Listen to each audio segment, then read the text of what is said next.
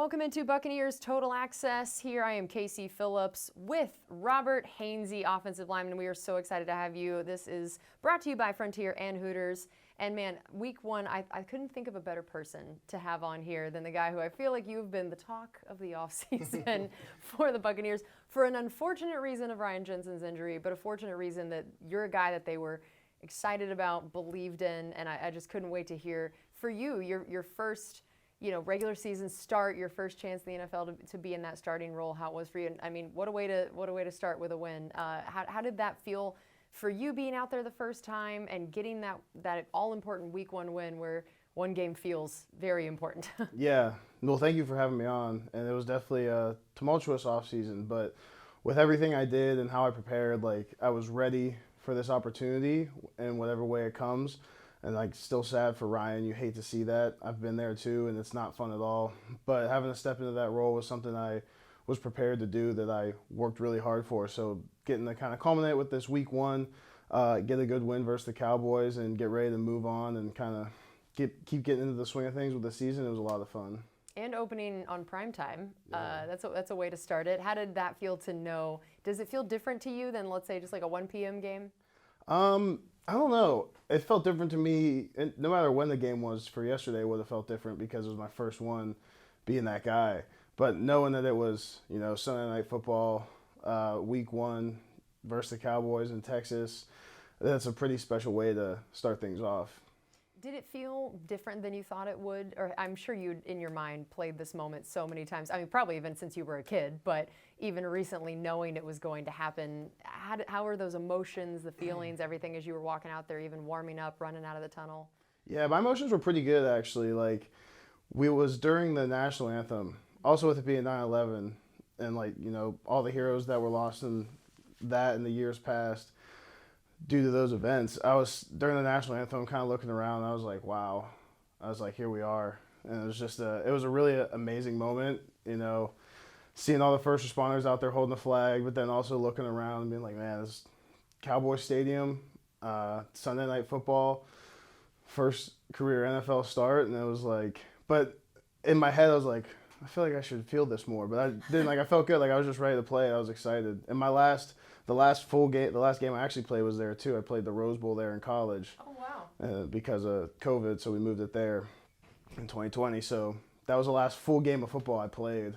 So it was kind of cool. It was I guess that's a little full circle moment. Yeah, I thought it was pretty cool. You at least were comfortable being there. How about the reaction from friends and family now that, like you said, you're the guy. You're out there, you're starting, and you're blocking for Tom Brady. I imagine that's been entertaining for friends and family, and maybe you've gotten some intriguing questions or, hey, say hi to Tom for me kind of things. Yeah, everyone's super supportive, though. I have a great family and great friends. Great girlfriend, her family's amazing, too. And everyone's incredibly supportive and loves watching me play. And my mom will always tell me, or there's people that she works with who I don't know, or family members that I never really got to see a ton growing up that live in different parts of the country. They're always texting her like, oh, we saw Robert and stuff like that. And knowing that I have a great support group behind me is pretty awesome. That's incredible. And how would you say you rate your individual play in the game on Sunday? I thought I played pretty well. There's definitely things to clean up. There's always going to be things to clean up. But I was happy with getting the win and happy that we were able to execute as well as we did on offense. We'll watch the film today and get back to it and correct things and move on to next week. But to get that first one, to get the win, it's a lot easier to correct things when you win too. Yeah, it's a lot more fun. A lot more fun. So we'll get that done. But I was proud of myself. What is a film session like for you guys with the O-line room? Are they harsh? Are they not? Is it jokes? Is it not? What has that been like to now know that you're such a big part of the film being watched? What are you expecting there? Yeah, we keep it pretty light in there, which is nice. But we're always working and correcting what needs to be corrected and getting ready for that next opponent. But it is usually a pretty light session, and we go through things and talk about what needs to get fixed. Our things, just can't be making the same mistakes more than once. Those are the things that really will get coaches upset and players, because no one wants to do that. So things like that are what we really try to focus on. We're talking offensive lineman Robert Hainsey. How about just the O-line play overall? I mean, I have to imagine a game like what Leonard had is a pretty good indicator that you guys did well, especially on the running front. But looking at that and pretty good protection. I know a couple sacks that you guys would want back, but just the O-line overall, how would you say that maybe the grade you guys think you're going to be getting? I don't know. I don't know if I could put a letter grade to it or anything like that. But like you said, like it's nice to go out there and run the ball like we did. I'm not sure how many rushing yards we had, but that doesn't really matter because we could feel it. We could feel that the run was working, that we were moving them off the ball, and that we were gaining yards on the rush, and that sets up so much for our offense. So when you're coming to the sideline knowing that you can run the ball, it just opens up a lot of avenues for everything else, and it feels good as an offensive lineman to know that you're controlling the line of scrimmage in that way. Yeah, Leonard Fournette, his fourth 100-plus yard game as a Buccaneer, and the most rushing yards he's had in a regular season game as a Buccaneer, 127 for him. What was that like to watch? Not only that you guys were doing your job for him, but the times he was turning it into even more, and the kind of game that he had. Yeah, I kept telling him all night to keep running that way. Like the way he was running was awesome. It was so much fun to watch. Especially, you're blocking and then you see him run past you and he's still running, you're like, here we go, let's go. Like that's a good feeling. So he played his butt off and he played really well. So that was a lot of fun to be a part of. Yeah, I imagine you guys feed off of that when you see him having a good game, in his own right, that's going to inspire you guys on the blocking front. Oh yeah, we want to keep him going. 127, go try to get 150 and keep climbing. That'd be awesome. And I know that blocking for him in general has to be an interesting thing. I mean, he's such a big back for one thing, but what is it that when you're blocking for different running backs, what is that like for you guys as offensive linemen? Does it change much, or what is it about him that you guys either like blocking for or things that you focus on knowing he's the one that's back there? I don't think the back changes it as much, but what we have been doing, we meet with, O-line, tight ends, running backs, so we're all on the same page. So we know that no matter what back is back there, they're always thinking the same thing. So we're able to do our jobs already knowing what they're reading, what they're looking at on the defense, and where they're going to try to make their move and whatnot. So that helps a lot, being on the same page, because we don't have to change how we block for any back. We're just trying to move the line of scrimmage as best we can and get a hat on a hat and let him make the cut, make us right. Was there anything about being a starter or getting to play your first full NFL game that maybe surprised you or that wasn't what you thought it would be? Anything either about the actual play and how you felt out there or the thoughts, emotions of it? Anything at all that you feel like, oh, that was interesting? That's a good question. That's a good question. I don't know. I think it kind of just felt like a football game to me. I think, like I said,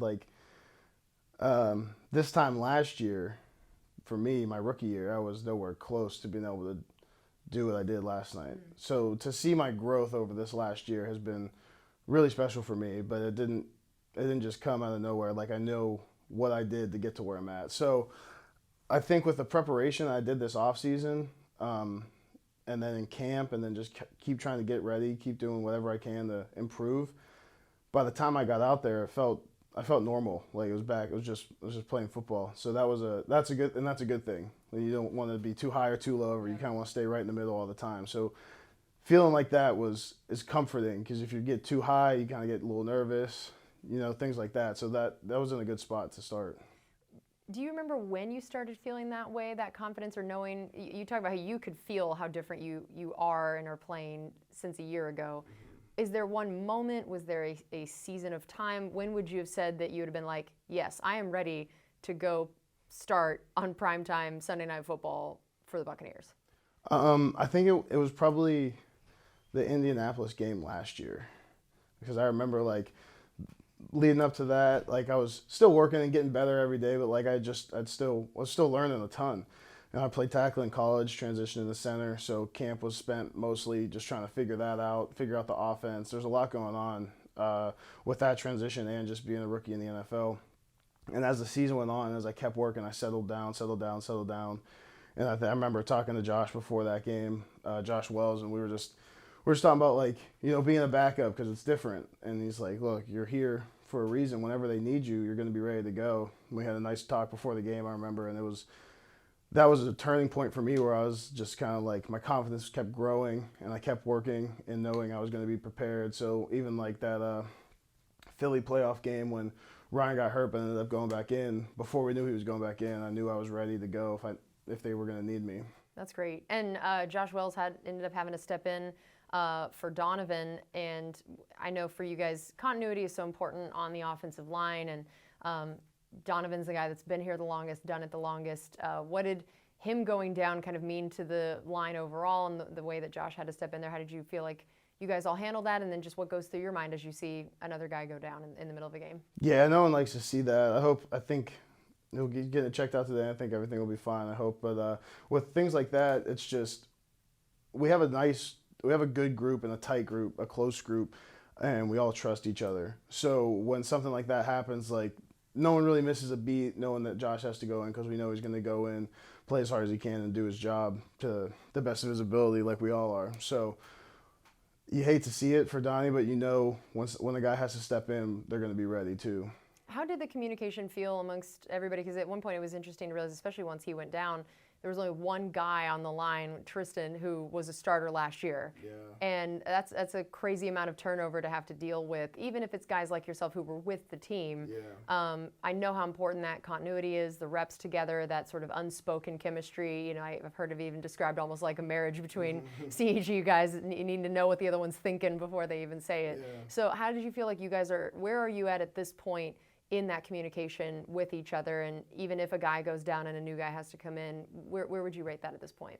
Yeah, we're good. We're really good with that. I think it's something we focus on a lot. And like I said, like since we all trust each other, we always say like 5 guys on the same page, seeing things through one set of eyes. So I know that no matter who's in there, because we're all in the meetings, we're all practicing together, that whoever's in there is going to be on that same page. And it's up to me to get that communication from Tom and to get it to the other guys, and for the guards to get it to the tackles. And in a loud stadium like that gets kind of tough sometimes. But for the most part, I thought we did a really good job with that's one of the hardest parts that people I don't know if they realize, trying to talk when you can't hear. Yeah. And trying to yell.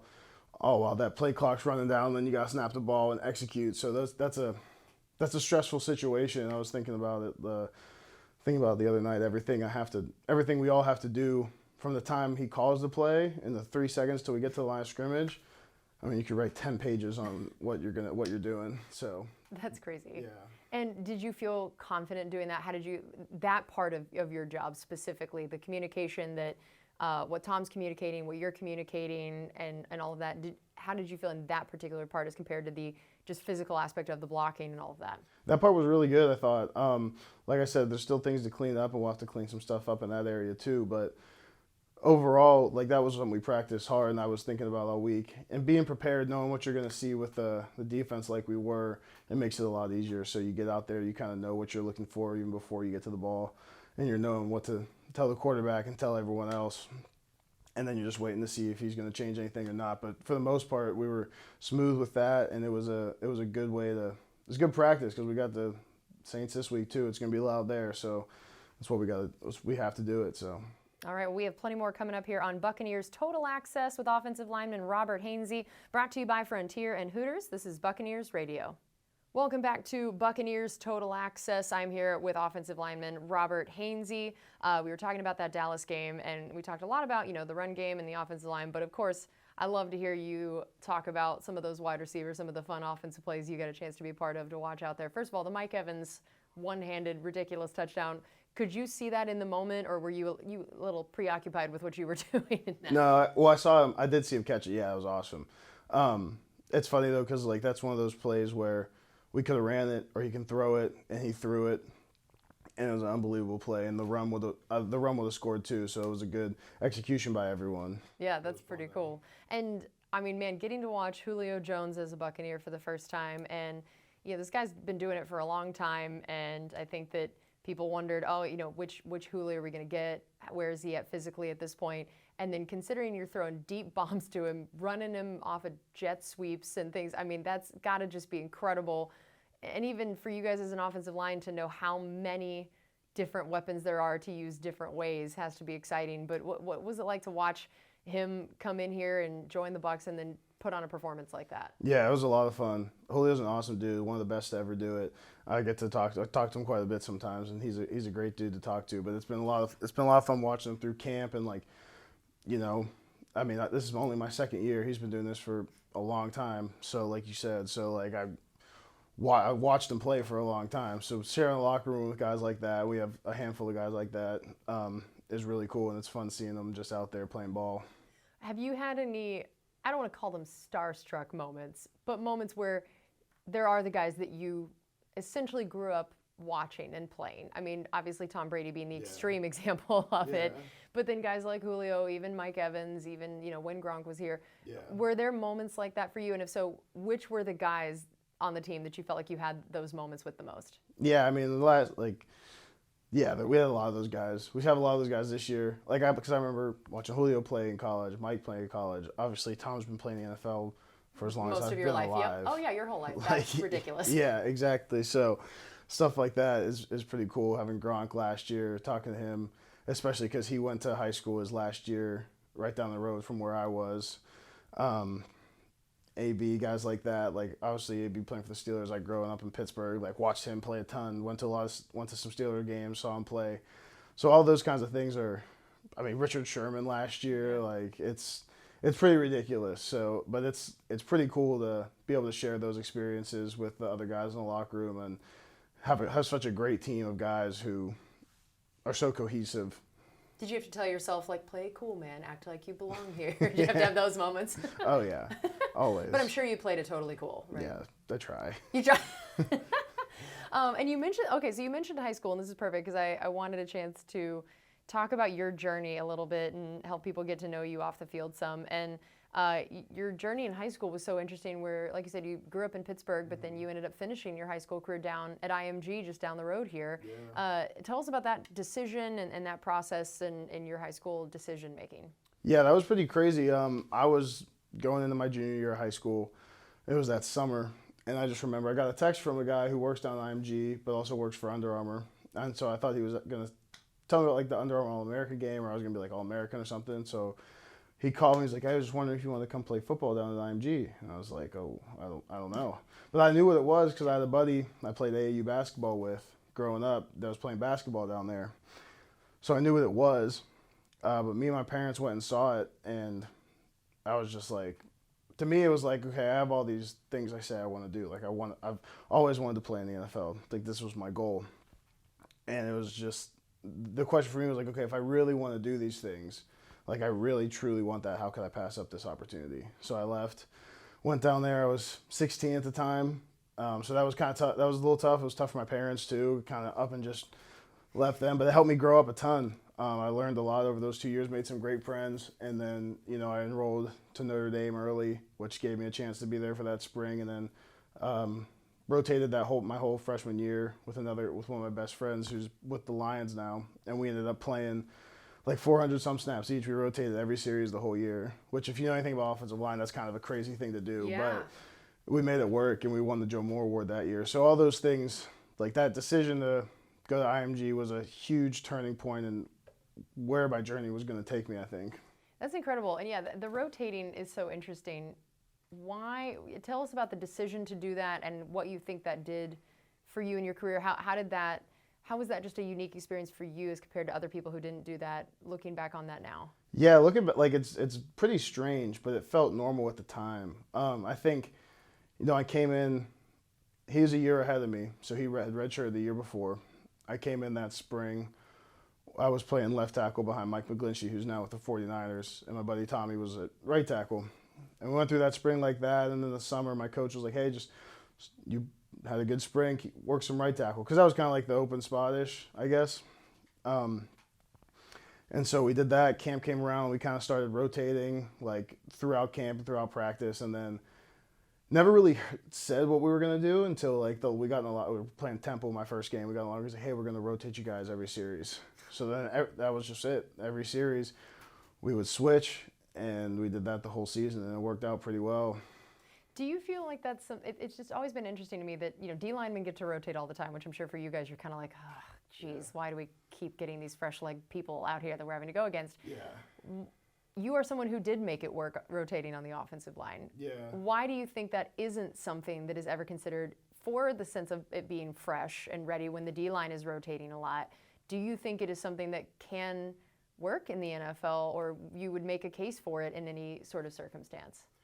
I think you can make a case for it in certain circumstances, but it's also, you usually you put the best five on the field, and that's kind of how it works. And and it's not like we're rotating during a series; it was every other series, so that makes a difference too. But I think for us, I guess the scenario was, it was both of our first year playing. Like, he redshirted last year. I was a freshman.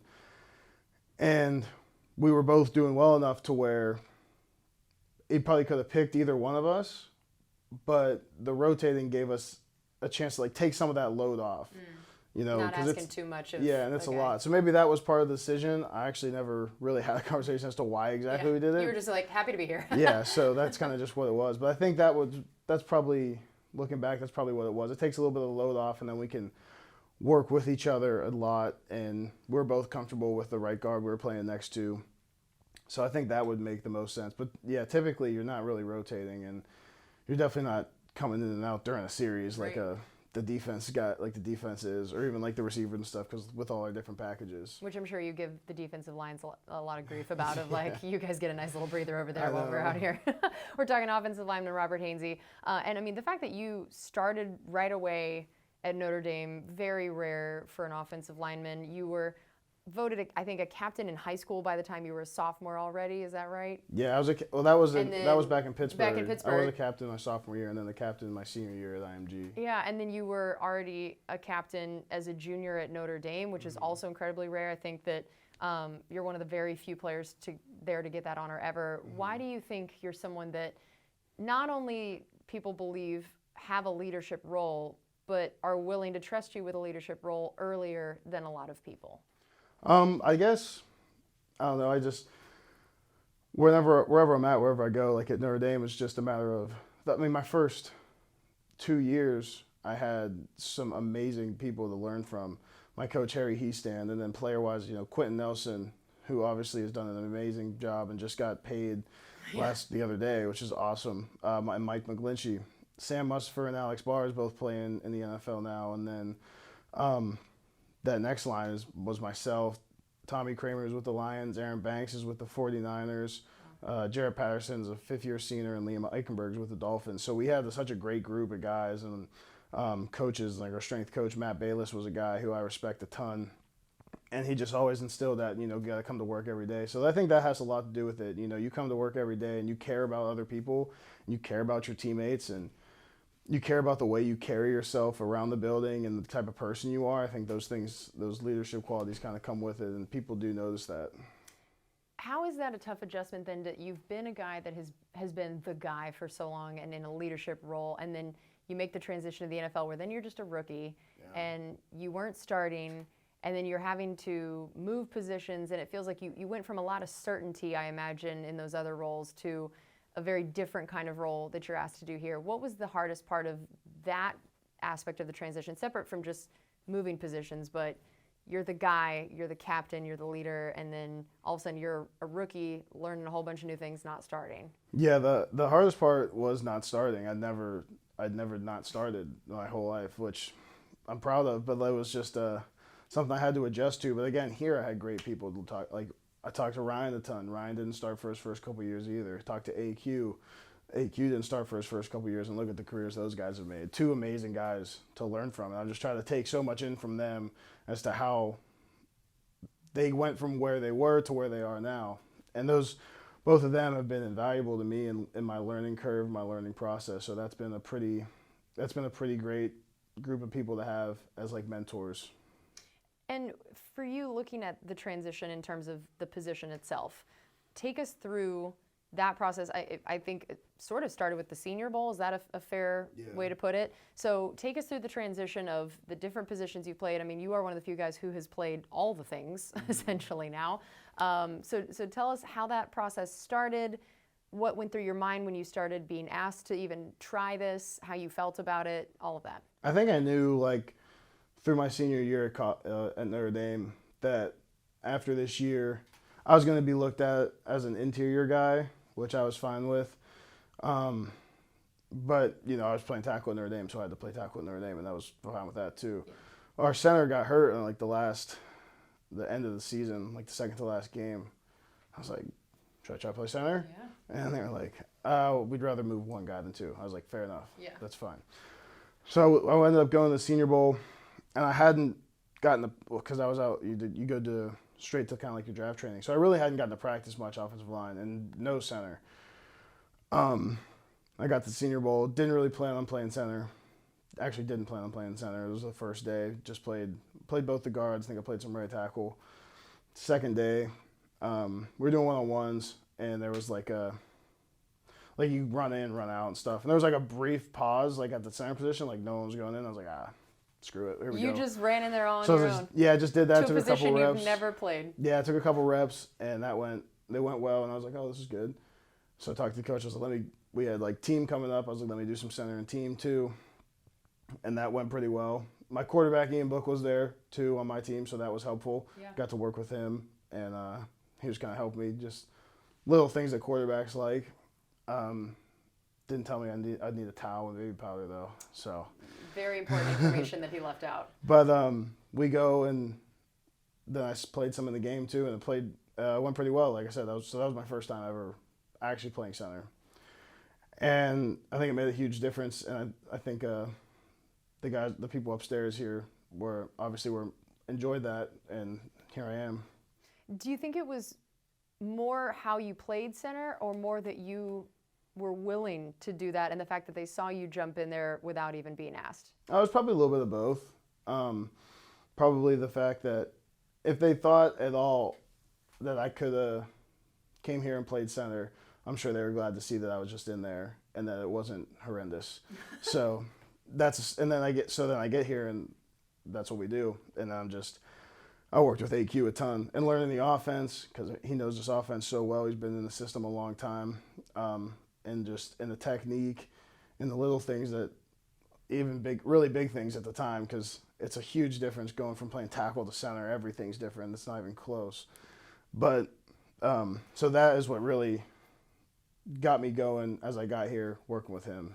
Yeah, we're going to talk more about this transition and, of course, the all-important towel and baby powder whenever we come back. We have more Buccaneers Total Access with Robert Hainsey, brought to you by Frontier and Hooters. This is Buccaneers Radio. We are back here on Buccaneers Total Access with offensive lineman Robert Hainsey. Right before the break, we were talking about this transition you made from tackle to interior and then to center. And what do you think was the hardest part of the transition itself? You talked about how different it is tackle to center. I mean, I think sometimes people just think, oh, offensive line, like it's one thing. Yeah. And it's already hard even just switching sides of the line in the same position, Yeah. much less going to, exterior to interior linemen. What was the hardest parts of it for you from either a mental or physical standpoint?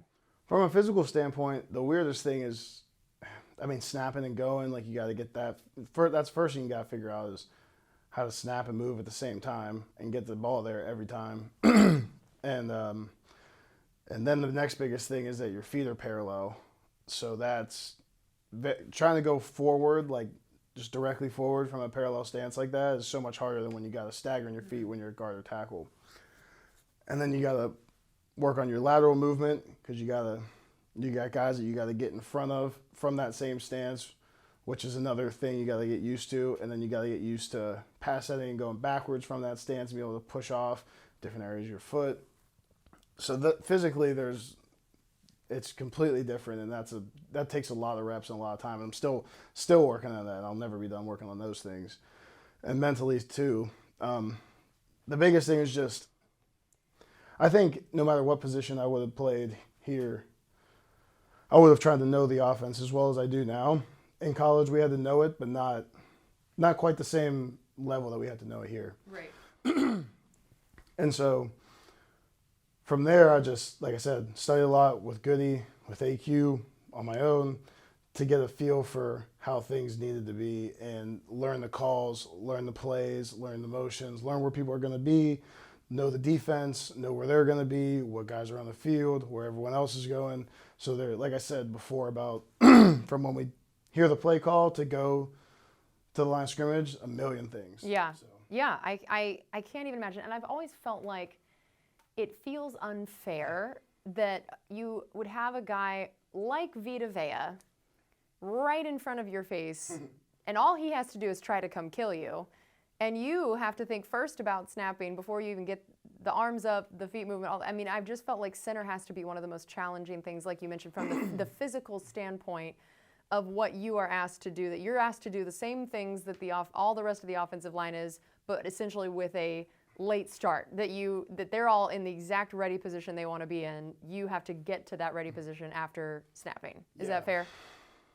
Yeah, I guess center, guard, tackle, if he is over you, it's going to be a long day no matter what. But, yeah, like it's something you get used to, you know. I will say, like, being center, and I guess from a stance perspective, as far as moving, I think it's the hardest to move out of until you get used to it. But you're the one snapping the ball, too. Right. So things go when you go and when he tells you to go. So it's like you're so used to his cadences that you're snapping the ball exactly when he wants it. And when you're, like I talked about snapping and moving, when you get to that point, you're almost getting a little bit of a head start. Right. So it kind of evens it out. Okay, well, that's interesting. How about, you mentioned earlier that the one thing you did not know about playing center for Tom Brady was some of his specific requests. So tell people who don't know what specifically he asked you to do. Well, it's always stay dry. You gotta stay dry. It's a fair request. You know? I mean, he's got to throw the ball. If the ball's wet and it's gonna hurt him and hurt the team, that's on me. That's my job. So it's just always have a towel in your pants to keep the sweat from getting your pants wet, and you're always just ton of baby powder in there. Wristband on the wrist, keep your hand dry. Make sure my hand towel's dry so I can wipe my hand off when it does sweat. Yeah, that's an important part of the job. Tell me what your thought process was the first time you were told, hey, I need you to put a towel down your pants and just dump a bunch of baby powder down your pants. What went through your mind? And this is coming from Tom Brady, of all people. I was just like, okay. Yeah, like, sure. Yeah, like, sure. But like Ryan and AQ told me, and Blaine would tell me to kind of work with Blaine a ton last year. He's like, stay dry. Tom's like, you gotta stay dry. I'm like, okay. So the first time I was like, is this what we do? They're like, yeah. I was like, okay, cool, it's what we do. Yeah. So it's just what I do now. Has anybody made fun of you for this at all? Yeah. Yeah. Well, I mean, kind of, yeah. We had a practice the other day, and my girlfriend took a video of me changing the towel out. Yeah. I was like, I hope we couldn't see too much. That's what girlfriends are for, those embarrassing videos, right? That's the whole point. How about for you, pass blocking versus run blocking? Which one would you say is your strength and where you want to improve the most? Well, every offensive lineman loves run blocking because you love moving the guy from point A to point B. That's the most fun thing you can do. I think I have strengths in both and things I need to work on in both. You know, like it always comes back to technique and fundamentals. I'd always say, like my coach in college, back to basics. Like that's all it really is. You don't have to do anything crazy to beat the guy across from you. You just have to do what you do well. So I just try to keep working on those strengths and improving them, and working on those weaknesses and bringing them up to that same level. One of the things I feel like I've heard coaches talk about the most with you, and especially what made them feel like you could step into this role and be ready, was just the mental side of the game. They talked about what a smart player you are, what a student of the game you are.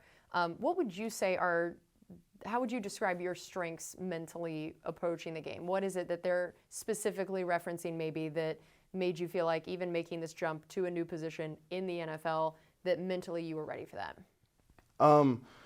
Well, even in college, like I think I understand the game well, and I love the game. I just love ball, so it's fun to learn more about it. Like meeting with Goody or meeting with AQ, like last year, just sitting there and listening to them talk, especially like because I did spend a lot of time with AQ, just watching like our scout team reps. So we could watch the technique, and then we'd watch that team we're playing that week, and I just sit there and listen to them talk, and like the time I spent with them in the off season, like. We spent hours together every day working out and doing other stuff, but just talking a lot. And we ended up obviously talking about a lot of football. So just being able to listen to them talk and take all that stuff in. I studied hard when I first got here, and I still study hard with whatever I need to, especially for opponents. So those are the kind of things that make that difference. Like last night, I felt every time I walked out there, I knew who was who, what was what, and was able to communicate it. Yeah, and for you, when you talked about the preparation, what does that end up looking like for you? Like, let's say this week, now that you're going to be watching the film, looking back at the next game, but once you actually start looking ahead to the next game, what are the things that you like to key in on, like to watch, like to learn the preparation for a game, especially now how it's different at center potentially than other positions? Yeah, so we'll always I'll probably just start by watching their last game and just kind of going through it and seeing how they play versus, you kind of look at how they play versus different formations. You look at individual guys and the things they like to use, especially when it comes to like pass rush a lot. What they'll do is what's their favorite move, what they're going to bring out. But I think that part of it is good to know, but you don't really bank on it. That part, like I said, always comes back to technique and fundamentals for me, because it doesn't matter what they do if I do what I know how to do right. So we'll watch you'll watch all their pressures and see the kind of things they're trying to dial up, especially on like third downs, and you'll see how they're playing double teams. You'll see how they're lining up to different formations and what plays we like versus those. And for you, I have to imagine that in some ways there felt like a certain pressure to replace Ryan Jensen, not in just the actual X's and O's of that position, but what he brought to that line in terms of his, I don't know, maybe a little mean, a little nasty at times. Mm-hmm. How much were you a guy that you felt like would fit that, or how much were you like, ooh, that may not be me naturally? Did you feel pressure to fill in that way too? Or how much was it this is who I am and who I need to be versus, maybe I need to try to channel a little Ryan Jensen out here? Yeah, no, I think it's just that, like I said from the beginning, like I'm not Ryan, and I can't try to be Ryan. And Ryan's a top one center in the NFL. So having him to learn from is unbelievable, but I have to be myself, and I have to play the way I play. And that being said, though, like when I watch him play, I want to emulate things he does, because he does them so well. The way he plays, his technique, the way he plays with tenacity, the way he finishes guys, like those are things I all want to be a part of my game as well. Not because I feel like I need to be that because he's not in there, but because I feel like that's just who I want to be, if that makes sense. Yeah, no, that makes complete sense. We're talking offensive lineman Robert Hainsey. And what are the things that you feel like the chemistry with Brady, were there things that you watched how he and Jensen operated and that you were able to learn from on that front? And then what are the things specifically you feel like you've grown in terms of what Tom wants, that communication between the two of you guys? How have you felt like you've been able to try to emulate what they had on that chemistry front? I think pretty well. I think, like I said before, we're going to keep working on the communication. Everything will get cleaned up as we go. But for the first game, I thought it went pretty well. It's just, and I go talk to him on the sidelines if there's anything I see or think, or he does the same. So that part goes pretty smoothly. It's just a matter of everyone being on the same page.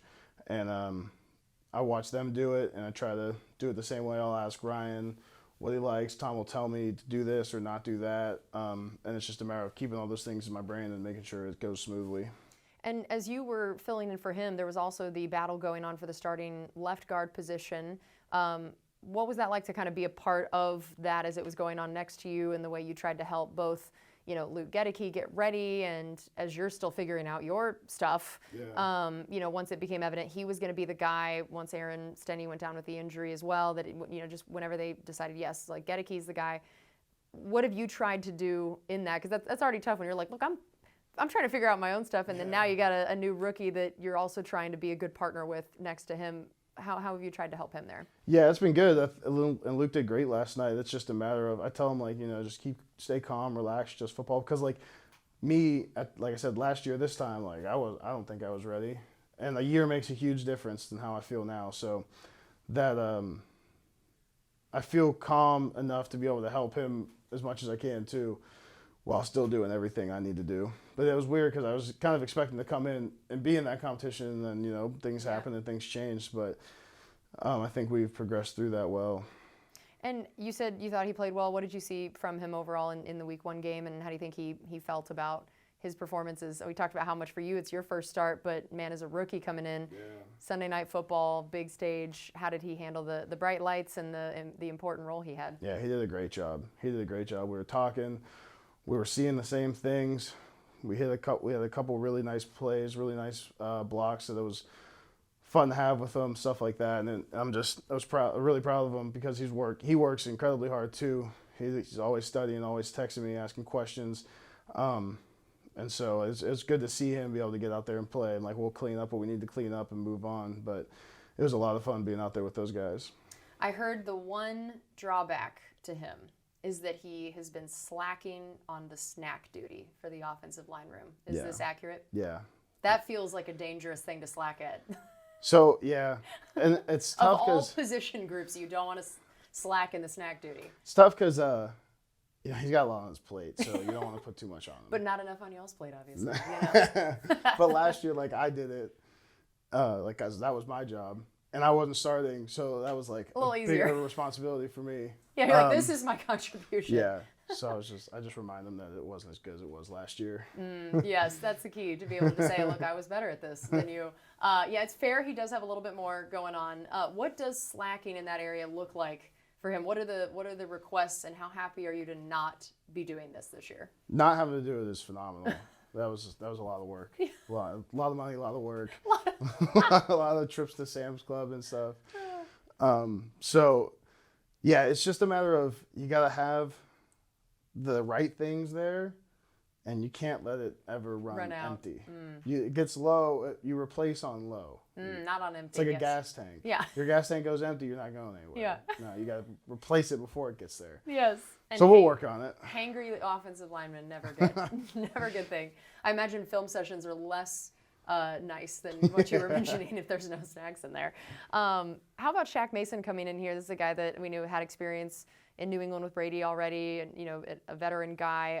What have you seen from him so far and playing alongside of him? Shaq's been great. He's an awesome dude. It's been a lot of fun playing next to him, and he's been very helpful. And he knows the inside of Tom's mind too, having played with him back in New England. So he's a good translator sometimes for what Tom's seeing. And but having him next to me was a lot of fun last night. It's been great this offseason. He's a great guy to play next to, and I think he helps me try to elevate my game. All right, we have one more segment coming up here on Buccaneers Total Access with offensive lineman Robert Hainsey, brought to you by Frontier and Hooters. This is Buccaneers Radio. Welcome into our final segment here on Buccaneers Total Access with offensive lineman Robert Hainsey. I would love to hear how it is to prepare against our defense all during training camp, and I imagine that was very helpful in getting you ready to feel prepared for week one. So let's start first of all with the 700 pounds in front of you between Vita and Akeem Hicks. Yeah. We and Josh were saying the other day, like, we're just like, thank God we don't have to block our defensive line in the game. Because, I mean, man.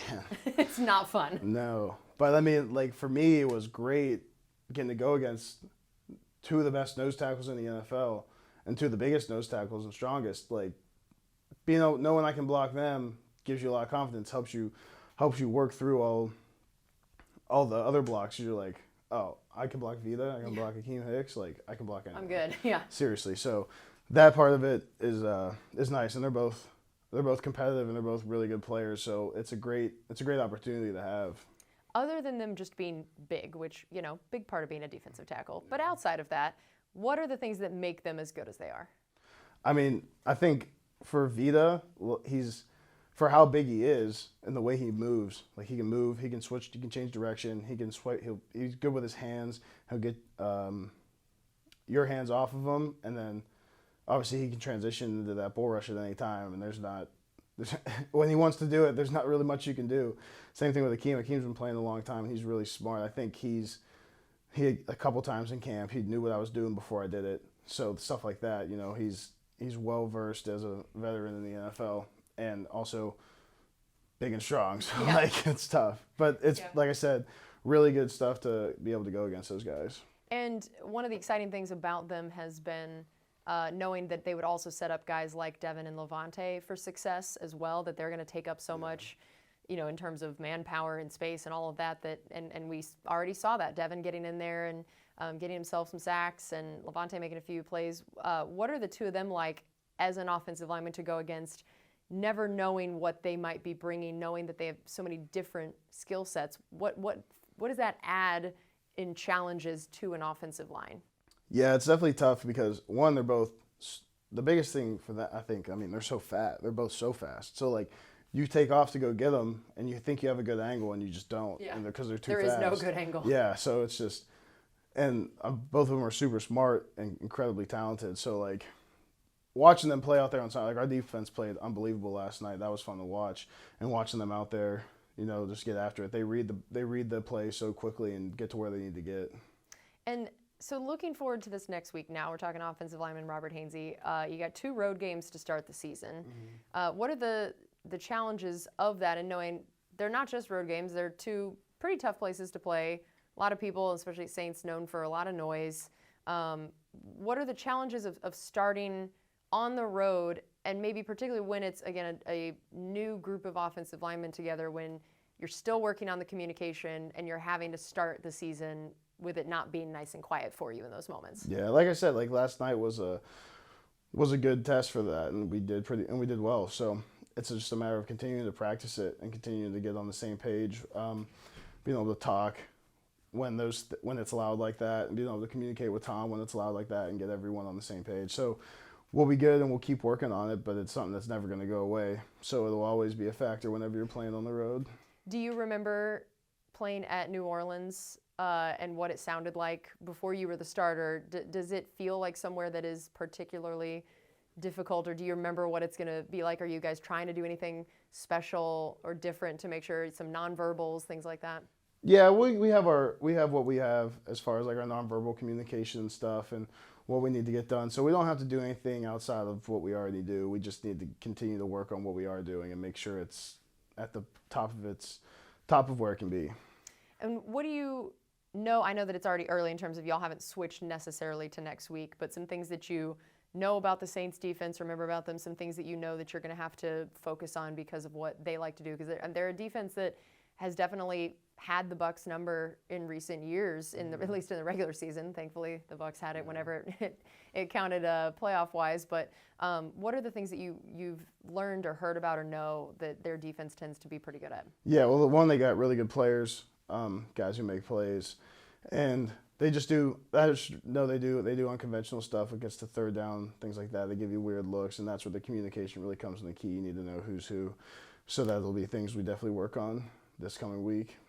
For you, now that you've had that first game looking towards this next one, what would be a couple things that are less based on what the other team does and more about just now you evaluating yourself and your individual performance that you already know, or like, this may be the one or two things this week I want to know that I get better at? Yeah. Technique, are you asking what specifically? Yeah, I mean, okay. I'm not without giving away anything, well, crazy. Like I said, like technique and fundamentals, back to basics every time. So we'll watch this game, and I already watched it, we'll watch it again, but you look at yourself and you look at your steps, you look at your hands, you look at your head placement, you look at all these little things that make big differences. And so technique, fundamentals, and communication. So for me, it'll just be continuing to work on those things that I know I need to improve on.